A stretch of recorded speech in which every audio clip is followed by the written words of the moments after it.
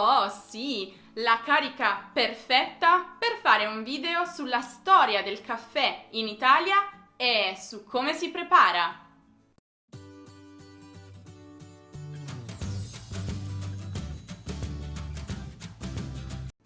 Ciao a tutti e bentrovati sull'Ernamo. Come già anticipato, il video di oggi è interamente dedicato al caffè.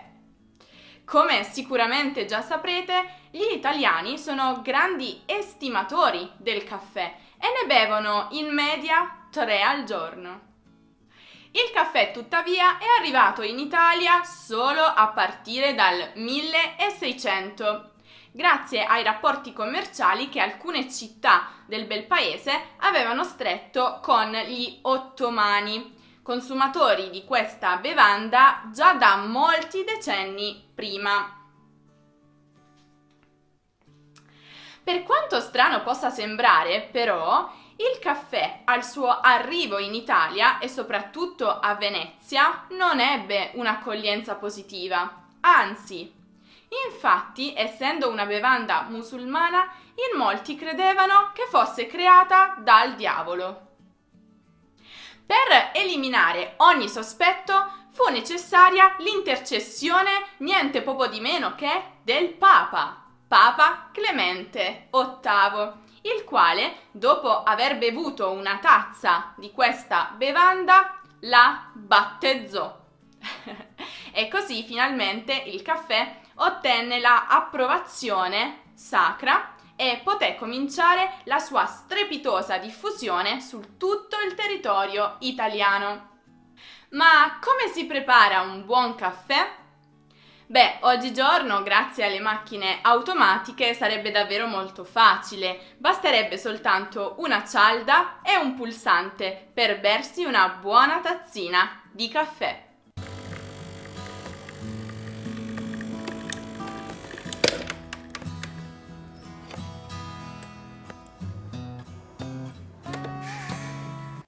Ma i più tradizionalisti preferiscono ancora utilizzare la leggendaria moka o caffettiera.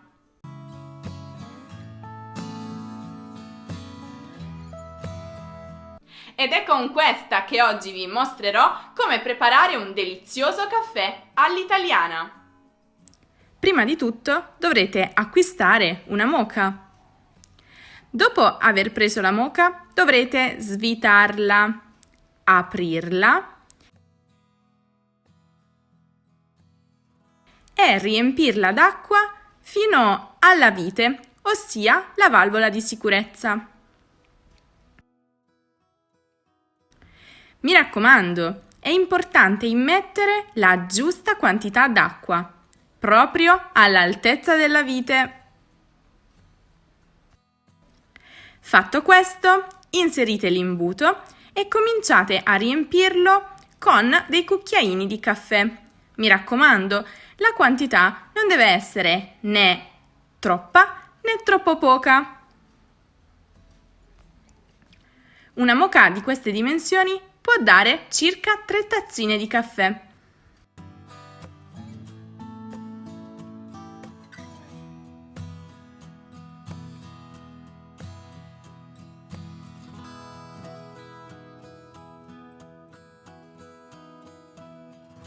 Una volta superato anche questo passaggio, potete avvitare la caffettiera.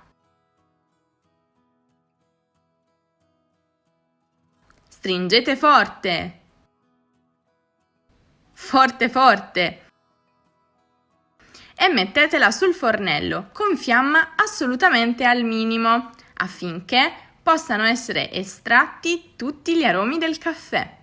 Dopo qualche minuto sentirete un rumore che indica che il caffè è quasi pronto. Ma ci possono volere alcuni minuti, quindi nel frattempo perché non mettete un bel mi piace a questo video? Ve ne sarei immensamente grata.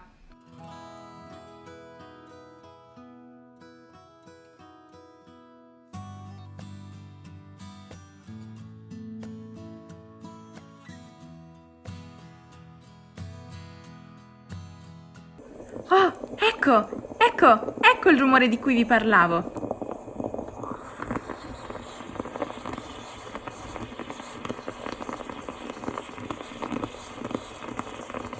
significa che il caffè è quasi pronto. Aprite per controllare se la caffettiera è piena e, se sì, spegnete il fornello.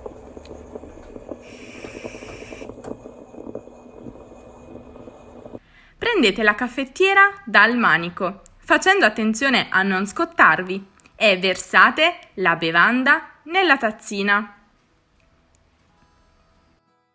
Ora non ci resta che berlo. Io di solito metto un cucchiaino di zucchero, ma c'è anche chi lo beve senza zucchero.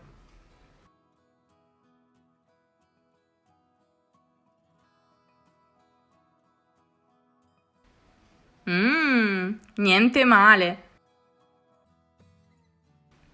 Ehi, ma cosa c'è in questa tazzina?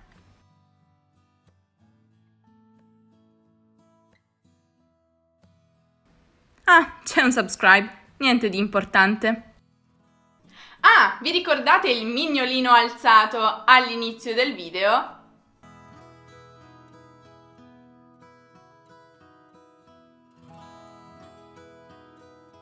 Ebbene, questo modo di bere il caffè è tipico di molti italiani, ma onestamente non è particolarmente elegante e non ha neanche molto senso, quindi vi sconsiglierei di imitarlo. Vabbè, se poi ci scappa il dito alzato va bene lo stesso, non muore nessuno. Non è una di quelle 7 cose che tanto fanno arrabbiare gli italiani e di cui io e Rocco vi abbiamo parlato in un altro video. Ah, prima di concludere, vale la pena specificare che quello che io ho appena preparato e bevuto è soltanto un tipo di caffè, il cosiddetto caffè espresso. Ma dovete sapere che in Italia esistono molti modi diversi per gustarsi un caffè. Infatti, per esempio, d'estate alcuni preferiscono bere il caffè con ghiaccio, come questo.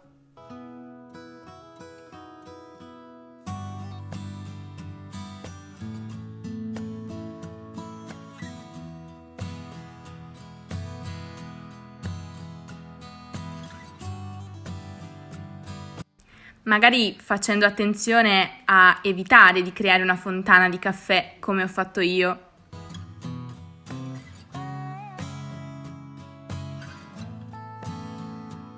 Mentre altri, come mia madre, preferiscono aggiungerci un po' di latte e bere quindi un marocchino o cappuccino.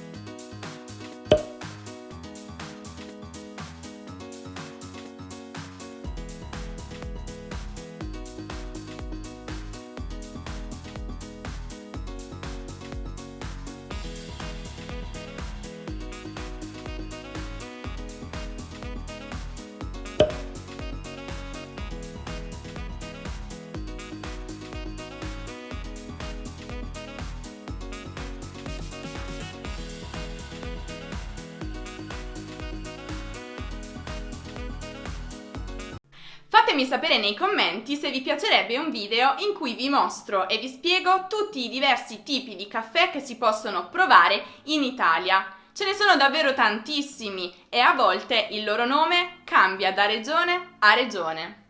Ah, ovviamente sono curiosa di sapere se avete mai avuto l'occasione di provare un caffè in Italia e se sì, scrivetemi nei commenti quali differenze avete riscontrato rispetto al caffè che si beve nel vostro paese. Dai, non vedo l'ora di saperlo! Adoro tutti i vostri aneddoti. Io per ora vi saluto e vi aspetto tra qualche giorno per un nuovo video. Ciao!